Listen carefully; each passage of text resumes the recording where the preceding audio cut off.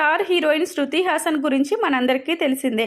Kamal Haasan కూతురిగా cinema ఇండస్ట్రీకి entry ఇచ్చిన శృతి హాసన్ అతి తక్కువ సమయంలోనే స్టార్ హీరోయిన్గా మంచి గుర్తింపు తెచ్చుకుంది.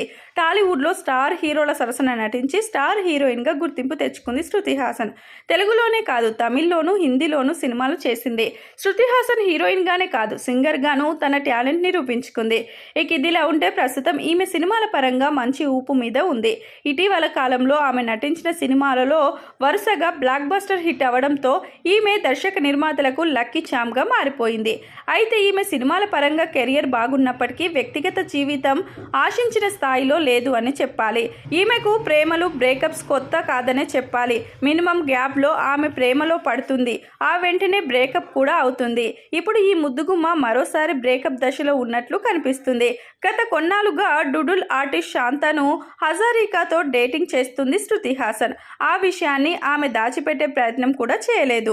ఎప్పటికప్పుడు సోషల్ మీడియాలో శాంతనుతో దిగిన ఫోటోలు, వీడియోలు పెడుతూనే ఉంది.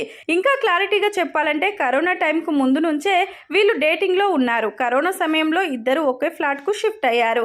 అది శృతి హాసన్ సొంత ఫ్లాట్. అప్పటి నుంచి లివిన్లో ఉన్నారు వీరిద్దరు. ఇప్పుడు విడిపోయినట్లు వార్తలు వస్తున్నాయి. శృతి హాసన్, శాంతను సోషల్ మీడియాలో ఒకరినొకరు అన్ఫాలో చేసుకున్నారు. అంతకంటే ముందు పరోక్షంగా ఒక పోస్ట్ పెట్టింది శృతి హాసన్. ఇది చాలా క్రేజీ రైడ్.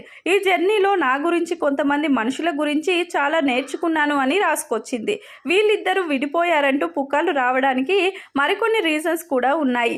తను ఏ కార్యక్రమానికి వెళ్ళినా శాంతను కూడా తీసుకెళ్తుంది శృతి హాసన్. కానీ ఈ మధ్య తను సింగిల్ గానే వెళ్తుంది. దీనికి తోడు తన సోషల్ మీడియా అకౌంట్ నుంచి శాంతనుకు సంబంధించిన చాలా ఫోటోలు, వీడియోల్ని ఈమె డిలీట్ చేసింది.